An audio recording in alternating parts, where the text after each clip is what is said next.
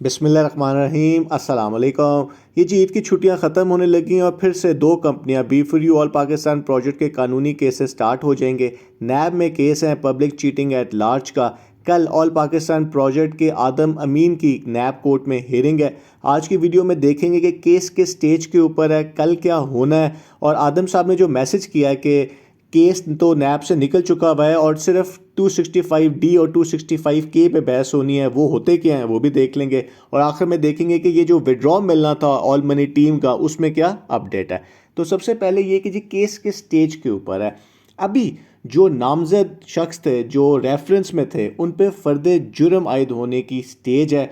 और फ़र्द जुर्म क्या होती है कि आपको कोर्ट में आप पे जो इल्ज़ाम लगा है रेफरेंस के अंदर वो पढ़ के सुनाया जाता है या लिख के दिया जाता है। आपने ये कहना होता है कि जी क्या आप इसको मानते हैं या नहीं मानते। फिर ट्रायल स्टार्ट होता है।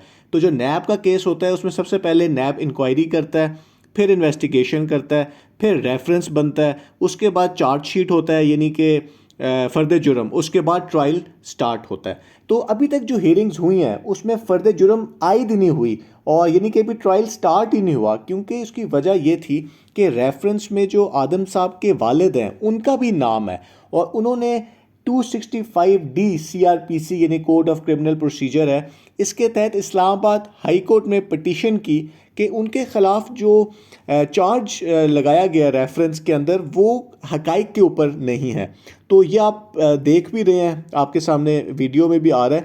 इसके ऊपर चूंकि इनका इस्लामाबाद हाई कोर्ट के अंदर जो कि ट्रायल कोर्ट से एक अपर कोर्ट है, उसमें केस उन्होंने कर दिया था कि उनका नाम रेफरेंस से खारिज किया जाए।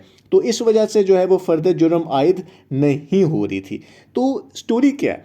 स्टोरी ये है कि इनके वालिद साहब का नाम इसलिए रेफरेंस में शामिल किया गया था नैब की तरफ से कि एक गाड़ी है जो नैब कहते हैं कि जो लैंड क्रूज़र कोई गाड़ी है, कि ये पब्लिक के पैसों यानी कि जो आदम साहब ने पैसे अवाम से लिए थे उनसे ख़रीदी गई है, लेकिन वो गाड़ी उनके वालिद साहब के नाम के ऊपर है। तो इस वजह से नैब ने कहा है कि जी इनका नाम भी रेफरेंस में शामिल है और ये भी इसमें शरीक है। लेकिन उन्होंने कहा है कि जी मेरा इससे कोई लेना देना ही नहीं है, तो ये मेरा जो है इससे खारिज किया जाए नाम जो है। तो ये केस था। अब ये केस जो है इसका फ़ैसला जो है आ चुका हुआ है और ये इस्लामाबाद हाई कोर्ट की वेबसाइट के ऊपर भी फ़ैसला अवेलेबल है। 1 जून का ये फ़ैसला है और इसके अंदर कहा क्या गया है? इसके अंदर कहा गया है कि जी आदम साहब के जो वालिद हैं उन्होंने कहा है कि जो ये केस है 265D के तहत ये मेरे ख़िलाफ़ नहीं बनता, क्योंकि मेरा इससे कोई लेना देना ही नहीं है। और 265D होता क्या है? 265D ये होता है कि जो कोर्ट होता है उसने पुलिस रिक्वेस्ट और जो डॉक्यूमेंट्स हैं एविडेंस देख के ये फ़ैसला करना होता है कि चार्जशीट इनको करना है या नहीं करना।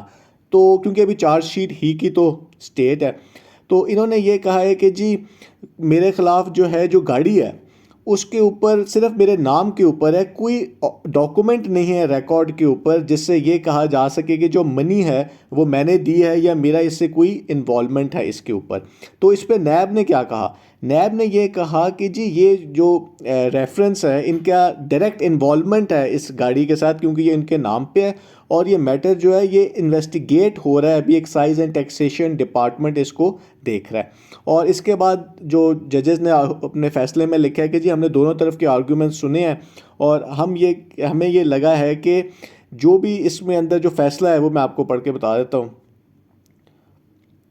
फ़ैसला ये है कि जो इनकी पटिशन थी आदम साहब के वालिद साहब की वो डिस्पोज कर दी गई है और लर्न ट्रायल कोर्ट यानी कि नैब कोर्ट को ये इंस्ट्रक्शंस दी गई हैं कि जब भी ये चार्ज फ्रेम हो रहा हो तो आपने रिव्यू करने हैं सारे डॉक्यूमेंट्स और स्टेटमेंट्स और प्रोसिक्यूशन की मदद से आपने ये आइडेंटिफाई करना है कि ये जो एलिगेशंस लगाई गई हैं इनके ऊपर यानी कि गाड़ी वाली एलिगेशन, क्या इसके ऊपर तमाम इनका आपके पास सबूत है, फिर आप इनके ऊपर ये लगाएं।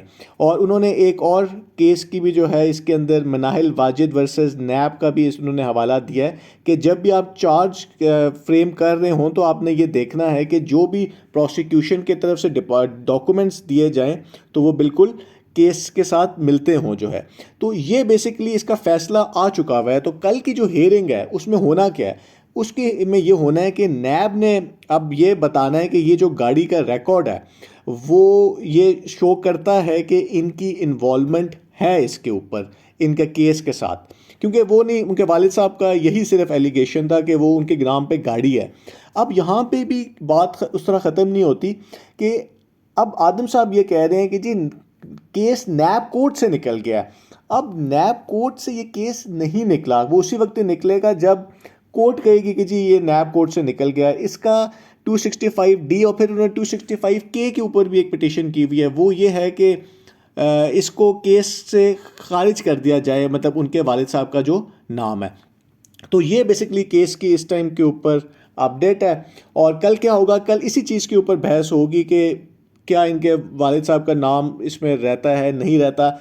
अब जहाँ तक नैब के नए कावानीन की बात है तो उसमें भी ये कहीं नहीं लिखा कि जी केस इस तरह नैब से ख़त्म हो जाएगा, क्योंकि जो पब्लिक चीटिंग एट लार्ज के केसेस हैं वो अभी भी नैब के पास ही हैं। कुछ कंडीशंस हैं कि जी कितनी कंप्लेंट्स होंगी तो रहेगा, लेकिन वो हमें अभी देखना ही होगा उसके ऊपर भी।